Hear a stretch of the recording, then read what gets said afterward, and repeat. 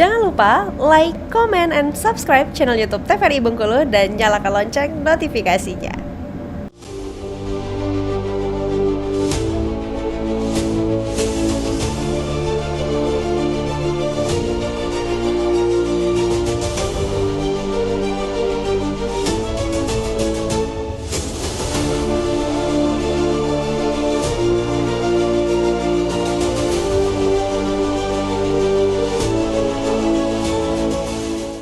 Ya, pemirsa TVRI, senang rasanya bisa kembali berjumpa dengan Anda. Kita akan lanjutkan perbincangan kita tadi. Kalau kita sudah dengar beberapa program unggulan tadi, mulai dari bantuan langsung uang duka, hingga kenaikan insentif ketua RT dan RW. Selanjutnya, ini ketika saya baca ini, saya rasa cukup menjadi angin segar bagi teman-teman pelaku UMKM. Ada bantuan usaha produktif UMKM. Mungkin bisa dijelaskan oleh Pak Benny seperti apa kira-kira? Ya, jadi kami ini mempunyai program khusus menumbuhkan 4.000 pengusaha baru. Pengusaha baru itu jadi dalam arti bisa berbentuk industri makanan, UMKM, ya dah. Belum lagi nanti industri hilirisasi industri. Nah, kami tadi kenapa 4.000 itu berkaca daripada pengalaman kami dengan melihat data lapangan. Memang cukup besar ya UMKM ini. Kalau kami melihat, kami biasa pengusaha ini, melihat dari sisi bukan kepada volume yang banyak, ribuan, puluhan ribu UMKM kita hidupkan. Saya lebih ke kualitas UMKM. Jadi biarpun dia 4.000, dia tumbuh dalam satu periode kami, tapi berkualitas. Apa itu berkualitas? Pertama, kami akan memberikan yang jelas permodalan. Pasti kita harus bantu. Yang kedua, kita upgrading brand image. Contoh ya, Bengkulu ini ada emping, ada tempoyak, ada kopi 1001, ada pokoknya kopi-kopi top lah. Ya. Banyak hal lagi, kue-kue pek binti, binti, kue koci. Kue koci. Itu makanan lemak galo dan bukan katok kami. Kami ini kan lama di Jakarta. Itu udah boleh ke luar negeri kemana-mana. Memang ternyata lemak. Saya itu ke Eropa, di Eropa teman saya, setiap anak buah mau berangkat, Adinda kirim ya emping dan kopi Dinda. Siap bang. Dia nggak penting merek apa, dia yang penting kemasan plastik jadilah nyampe. Nah ini kan sayang bagi kami sebagai entrepreneur wirausaha. Peluang ini kami lihat. Nah udahlah Pak Rijal, kita olah 4.000, kita desain khusus pengusaha ini, kita modali, kita branding tadi apa? Makan itu enak, tapi kalau ngeliat kemasannya kurang berapit, tahu sendiri kan? Kayak kopi lah. Kopi ini kan kita makan di warteg Jakarta kan cuman mungkin 5.000, tapi di kafe 50.000. Nah, inilah yang kami akan buat, ciptakan kelebihan Kota Bengkulu dari kuliner-kuliner yang canggih.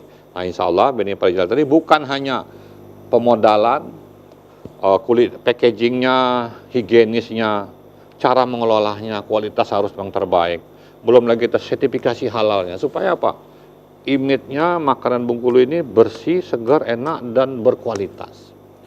Contoh, jeruk kalamansi itu luar biasa bagus. Tapi mohon maaf, saya aja minum itu lemaknya. Tapi kalau nengok kemasan lemes saya nengoknya. Nah, ini kan satu branding yang ini. Coba dibikin kemasan. Ada botol jeruk yang kita tahu lah satu merek jeruk yang botol dari jual Jawa itu. Rasanya enakan kita punya. Tapi kan ada botol kaca, di packing bagus. Nah itulah hali saya dan Pak Rijal ini wirausaha entrepreneur. Nah yang terakhir, paling penting dari 3 hal dari wirausaha tadi, UMKM tadi, pemasaran. Penduduk Kota Bengkulu ini, Provinsi Bengkulu ini ada kurang lebih 2 juta. Kalau UMKM-nya 4.000, kembangkan makan UMKM yang banyak. Tetapi yang beli tidak ada. Hanya Kota Provinsi Bengkulu 2 juta aja. Istri saya ini orang Jawa Barat, sering ke Jawa Barat tuh udah tahu di mana kuliner, di mana ini. Saya bawa makanan Bengkulu aja, kita endorse katakanlah outlet ada di Jawa Barat. Kita kerja sama Pemda Jawa Barat ataupun sama swasta, karena saya emang orang swasta. Ajak, ayo UMKM, mana kualitasmu, ini modalmu, ini packagingmu bagus, kita pasarkan. Jawa Barat itu 34 juta loh penduduknya. Bengkulu cuma 2 juta. Artinya apa? Kita ambil segmen 10% aja Jawa Barat itu, udah 3,4 juta. Ini saja udah pasti menjanjikan peluang bisnis baru, bawa ke Jawa Barat. Nah, tapi jangan sampai UMKM ini, pengusaha ini, pergilah kamu di sono luar kota, biaya dewe, packaging dewe, mati dia tidak pacak. Nah, ini tugas pemerintah dalam ini wali kota, menjembatani ini semua, membiayai ini semua. Dengan cara apa? Ya mengedukasi. Nah, kami ahlinya dalam bidang itu, inilah saya harapan baru terhadap masyarakat. Karena kita tahu, saya ini perusahaan saya ada industri ya, ada properti. Kami nggak mau kembangkan. Saya itu ahli, perusahaan saya punya pabrik di kimia. Pak ini ahli batu bara, paling bisanya nanti main di pabrik canggang. Saya properti saya ribuan di Jakarta, nggak saya pakai di sini, kenapa? Nggak matching, karena penduduk Jakarta ini nggak mampu beli rumah yang begini, bukan nggak mampu ini ya, nggak gebiar lah, nggak menarik buat rakyat. Nah, inilah kami bikin program tadi yang UMKM, wirausaha muda itu dimodali, dibikin di di coaching, terus di klinik, di coaching klinik, di training, dibagusin, kemas sebagainya. Baru kami bawa juga kami sebagai pemasaran ke daerah-daerah di luar Pulau Bengkulu ini. Sehingga baru nanti mereka bisa berkembang seperti itu.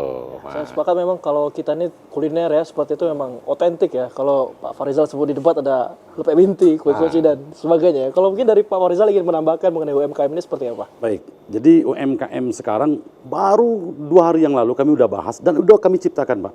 Bengkulu ini identik dengan namanya ikan selenge. Ikan selenge. Ikan selenge itu, Pak, kalau pergi ke pasar Bengkulu itu harganya murah, Pak. Cuma 1.000 perak sekilo. Jadi hasil nelayan dapat ikan selenge itu tidak bergo, Pak. Jadi kami punya pemikiran, waktu itu kayak kawan ada kami bertiga, coba kita bikin keripik ikan selenge. Kami bikin, Pak. Kami ajak salah satu pengusaha oleh-oleh Bengkulu untuk mengemas ini. Jadi, Pak, sekarang, Pak, rasanya luar biasa. Sekarang sebentar lagi ikan selenge mahal, Pak. Nah, begitu riangnya orang pasar pantai, orang Malabo, ikan selenge yang selama itu tidak regonya, besok lusa jadi mahal. Ngapo? Sudah diproduksi, Pak, menjadi keripik selenge, dijual di nasional. Ini luar biasa. Daripada selenge tahu sendiri, orang Bengkulu pasti tahu ikan selenge. Banyak tulang, tidak dimakan, makanya regonya murah. Nah, kami fokus untuk membuat keripik ikan selenge itu sampai ke mancanegara. Untuk warga pasar pantai, Malabo, TPI, Pelobay, jangan khawatir, tangkuk ikan selenge sebanyak-banyaknya, kami yang memproduksinya, Kak, yang menjualnya, Kak. Kami yang mengekspornya. Saya tambah, boleh? Boleh, silakan. Jadi baru lagi nih Pak Wakil nih. Siap. Jadi ada, Bang, Bengkulu ini, Bang, 500 ton sampai 1.000 ton kebutuhan pakan ternak. Karena banyak yang peternak lele, peternak ikan nila, peternak di wilayah-wilayah lain. Jadi peluang bagus juga nih untuk kita investasi masalah pabrik pakan. Pabrik pakan kuncinya sebuah adenda. Pabrik pakan itu ikan yang tidak terpakai, digiling halus, dicampur dengan tepung, dengan mungkin onggok, mungkin dengan ampas tahu. Itu jadi makanan ikan. Ya. Nah, ini peluang baru saya lihat. Ini kan Bengkulu ini menjadi potensi. Nah, itu kan saya melihat peluang itu. Tinggal lagi nanti kami lagi kaji nih. Selama ini ambil di Lampung. Iya, ada di Lampung, ada di Jawa. Tinggal saya lagi yang kaji, raw material mana? Karena raw material pokok, ikan yang tadi yang tidak berwarna, yang hasil tangkuan banyak itu, digiling, dihancur, itu udah modal utama. Tinggal tadi tambah, mungkin dedak, mungkin lagi jagung ampasnya. Kita cari sumber-sumber yang kira-kira dilihat cost-nya masuk nggak nih. Misalnya di situ 7.000, kita bikin ini berapa? 5.000, 6.000 jadilah. Yang penting nyerap tenaga kerja kan? Ya. Iya, untung 1.000 tapi tenaga kerja kita dapat. Nah, itu makmur sejahtera masyarakat Kota Bengkulu. Itu rencana lah kita mau bikin. Ya. Kalau soal bisa raw materialnya memang cukup banyak ya, terutama tulang dan lain-lain. Karena kita di kelautan. Di lautan sisi itu pantai. pokoknya adalah ikan, bahan pakannya ikan yang apapun ikan jenisnya, karena dia bikin dibikin tepung. Kan ikan itu nggak masalah, ikan tepung itu bahan pokok. Tinggal tambahnya tadi lah dedak tadi, pas jagung tadi, tahu tadi, macam-macam ada onggok. Itu tinggal kita kolaborasi. Apakah itu secara bisnis ya? Karena investor pasti itu juga kan untung. Untung, profit. Cuman kalau saya udah asal untungnya tipis saja, yang penting sejahtera masyarakatnya, nah itu insya Allah kami akan lakukan kerjasama dengan kementerian-kementerian lainnya. Gitu. Nah, kita membuka peluang terlebih dahulu, Iya, iya. Pak. Insya Allah nanti akan berkembang. Nah, ini juga menarik kalau kita bicara soal UMKM. Kalau kita tadi sudah bicara soal pengelolaannya seperti apa. Yang menarik saat ini adalah soal digitalisasi. Karena kan memang kita pasar untuk menyentuh pasar, entah itu nasional ataupun internasional, juga cukup terbantukan dengan adanya sosial media dan lain-lain. Menanggapi isu ini seperti apa kira-kira dari paslon 4 dalam pemasaran UMKM mungkin ya, untuk memanfaatkan teknologi digital ini seperti apa? Mungkin mau dari Pak Benny atau Farizal? Saya dulu, ntar sampaikan. Jadi betul. Jadi justru inilah peluang. Saya tuh kadang-kadang sama istri saya suka ngomong, Ibu beli handphone casing cuma tidak nyampe 10.000. Mending belinya di Jawa atau di Kalimantan. Dari Cina, woi, Indo juga. 10.000 dari Cina dapat casing handphone bagus, kita bayar beli di pinggir jalan itu 20.000, 50.000 kan. Jadi ini tantangan kita, era sekarang global ini nggak bisa. Kita harus betul-betul berpikir. Nah, e-commerce kita ciptakan. Saya udah punya jaringan untuk membuat e-commerce produk. Makanya nanti suatu produk yang udah kita coaching, kita bina, kita kelola betul, kita bikin satu wadah khusus. Ahli IT. Seperti ada produk yang biasa di Jakarta kan, satu merek tertentu, nanti kita bikin juga merek Bengkulu, untuk seluruh produk Bengkulu dipasarkan melalui e-commerce ini. E-commerce yang penting dia hanya sekedar jasa. Mungkin seperak, 2 perak dia ngambil. Nah, untuk menyebarkan marketing, katakanlah pemasaran, ya tadi ke seluruh Indonesia, bahkan ke dunia.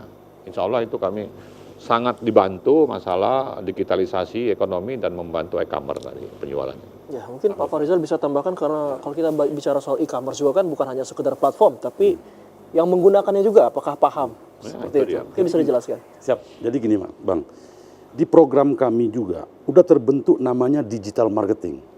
Digital marketing ini kami akan buat satu kelurahan satu khusus digital marketing. Jadi kami akan satu kecamatan itu ada mall UMKM.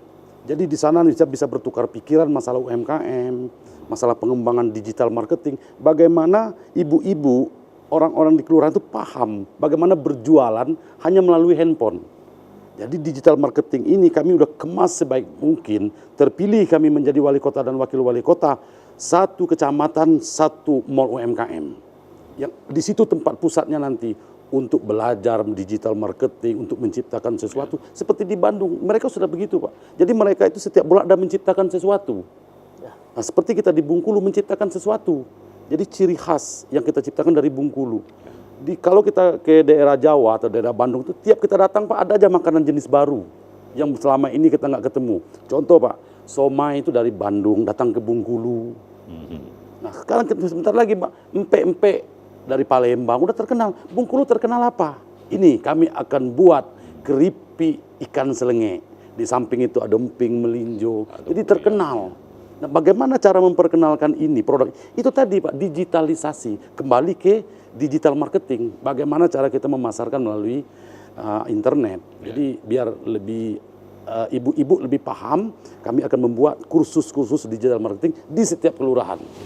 Itu sudah kami rangkul, sudah kami bikin data supaya ibu-ibu membuat daftar, mengajukan ke kami, siap untuk ikut dalam pemasaran digital marketing dalam kursus digital marketing. 9 kecamatan, 67 kelurahan udah akan kami siapkan. Makanya kami siapkan, kenapa 4.000 dari 9 kecamatan tadi udah kami ukur. Kalau 4.000 aja berkualitas, berbagai merek pasti sama ininya, tentu baru bisa kami pasarkan. Kenapa? Kami bicara kualitas dulu, cara memasarkannya. Kami nggak biasa kuantiti, yang penting kualitas. Insya Allah itu. Kualitas menjadi prioritas menjadi prioritas karena jangan kita lihat rasa kita loh. Kita bersaing di dunia luar. Brand. Luar negeri, brand itu rasa, kemasan packaging itu saya udah paham betul. Memang karena saya banyak merek di Jakarta yang saya jual itu. Ya. Jadi teman-teman yang bergerak di UMKM silakan dicatat program unggulan dari Paslon 04 ini. Kita akan lanjutkan dengan program-program yang lain. Tapi jangan kemana-mana karena akan ada yang lewat setelah jeda pariwara berikut ini.